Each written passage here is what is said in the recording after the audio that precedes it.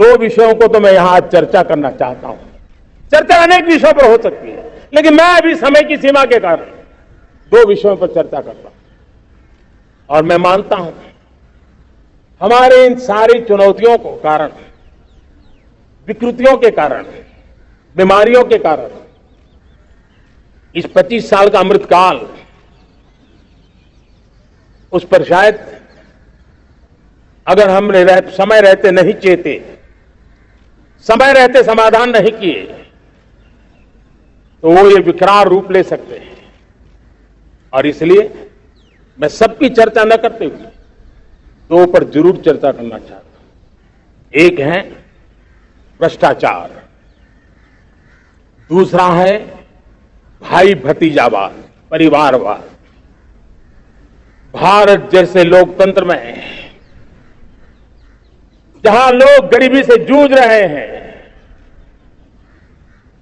जब एक तरफ से देखते हैं एक तरफ वो लोग हैं जिनके पास रहने के लिए जगह नहीं है, दूसरी पर वो तरह लोग हैं जिनको अपना चोरी किया हुआ माल रखने के लिए जगह नहीं है। ये स्थिति अच्छी नहीं है। और इसलिए हमें भ्रष्टाचार के खिलाफ पूरी ताकत से लड़ना है। पिछले 8 वर्षों में डायरेक्ट बेनिफिट ट्रांसफर के द्वारा, आधार, मोबाइल, इन सारे आधुनिक व्यवस्थाओं का उपयोग करते हुए 2 लाख करोड़ रुपए जो गलत हाथों में जाते थे, उसको बचा करके देश की भलाई के लिए काम लगाने में हम सफल हुए हैं। जो लोग पिछली सरकारों में बैंकों को लूट लूट करके भाग गए, उनकी संपत्तियां जब्त कर करके वापस लाने की कोशिश कर रहे हैं। कईयों को जेलों में जीने के लिए मजबूर करके रखा हुआ है। हमारी कोशिश है जिन्होंने देश को लूटा है उनको लौटाना पड़े, वो स्थिति हम पैदा करेंगे। भाइयों बहनों, अब भ्रष्टाचार के खिलाफ मैं साफ देख रहा हूं कि हम एक निर्णायक कालखंड में कदम रख रहे हैं। बड़े बड़े चमरबंदी भी बच नहीं पाएंगे। इस मिजाज के साथ भ्रष्टाचार के खिलाफ एक निर्णायक कालखंड में अब हिंदुस्तान कदम रख रहा है। और मैं लाल किले की प्राचीर से बड़ी जिम्मेवारी के साथ कह रहा हूं। और इसलिए भाइयों बहनों, भ्रष्टाचार दीमक की तरह देश को खोखला कर रहा है। मुझे इसके खिलाफ लड़ाई लड़नी है, लड़ाई को तेज करना है, निर्णायक मोड़ पे लेकर के ही जाना है। तब मेरे 130 करोड़ देशवासी, आप मुझे आशीर्वाद दीजिए, आप मेरा साथ दीजिए। मैं आज आपसे साथ मांगने आया, आपका सहयोग मांगने आया हूं, ताकि मैं इस लड़ाई को लड़ पाऊं, इस लड़ाई को देश जीत पाए और सामान्य नागरिक की जिंदगी भ्रष्टाचार ने तबाह करके रखी हुई है। मैं मेरे इन सामान्य नागरिक की जिंदगी को फिर से शान बान शान के लिए जीने के लिए रास्ता बनाना चाहता हूं। और इसलिए मेरे प्यारे देशवासियों,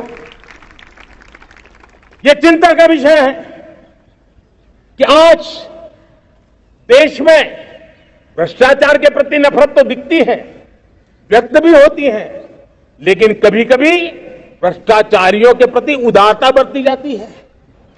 किसी भी देश में ये शोभा नहीं देगा।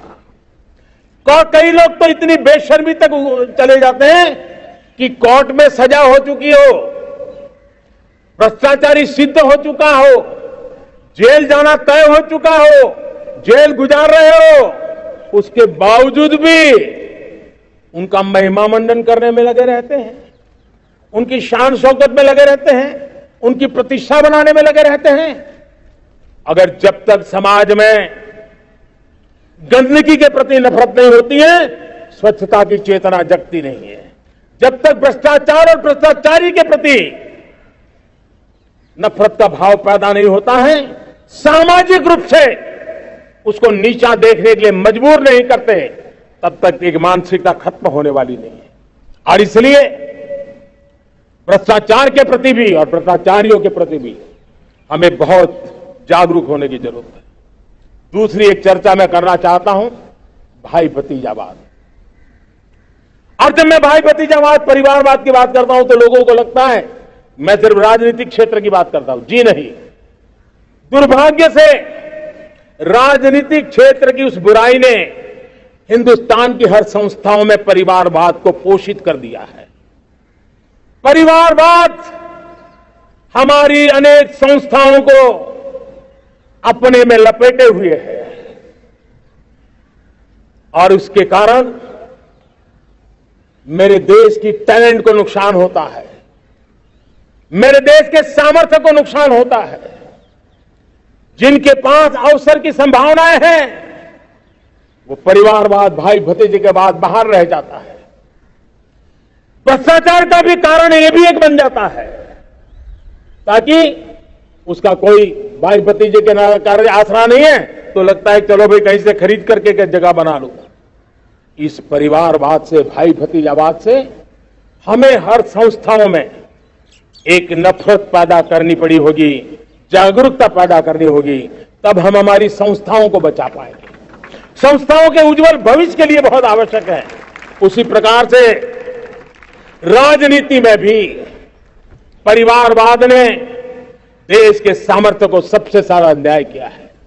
परिवारवादी राजनीति परिवार की भलाई के लिए होती है, उसको देश की भलाई से कोई लेना देना नहीं होता है। और इसलिए लाल किले की प्राचीर से तिरंगे झंडे के आन बान शान के नीचे भारत के संविधान का स्मरण करते हुए मैं देशवासियों को खुले मन से कहना चाहता हूं, आइए हिंदुस्तान के राजनीति के शुद्धिकरण के लिए भी, हिंदुस्तान की सभी संस्थाओं के शुद्धिकरण के लिए भी हमें देश को इस परिवारवादी मानसिकता से मुक्ति दिला करके योग्यता के आधार पर देश को आगे ले जाने की ओर बढ़ना होगा। यह अनिवार्यता है, वरना हर किसी का मन कुंठित रहता है कि मैं उसके लिए योग्य था, मुझे नहीं मिला क्योंकि मेरा कोई चाचा, मामा, पिता, दादा, दादी, नाना, नानी कोई वहां थे नहीं।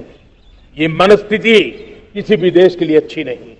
मेरे देश के नौजवानों, मैं आपके उज्जवल भविष्य के लिए, आपके सपनों के लिए, मैं भाई भतीजावाद के खिलाफ लड़ाई में आपका साथ चाहता हूं।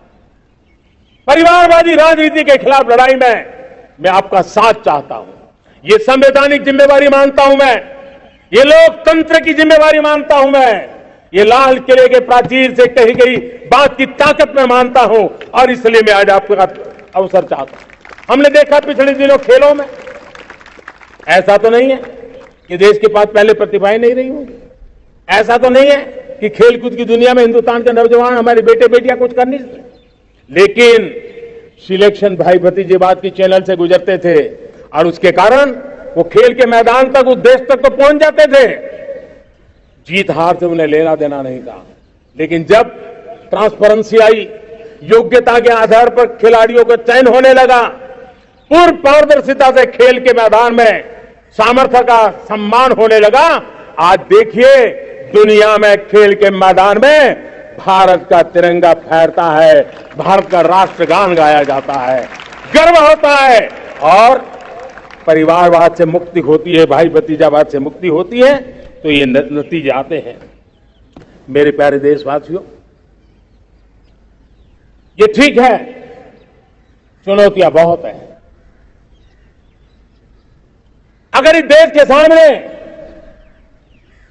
करोड़ों संकट है तो करोड़ों समाधान भी है और मेरा 130 करोड़ देशवासियों पर भरोसा है। 130 करोड़ देशवासी निर्धारित लक्ष्य के साथ, संकल्प के प्रति समर्पण के साथ, जब 130 करोड़ देशवासी एक कदम आगे रखते हैं ना, तो हिंदुस्तान 130 करोड़ कदम आगे बढ़ जाता है।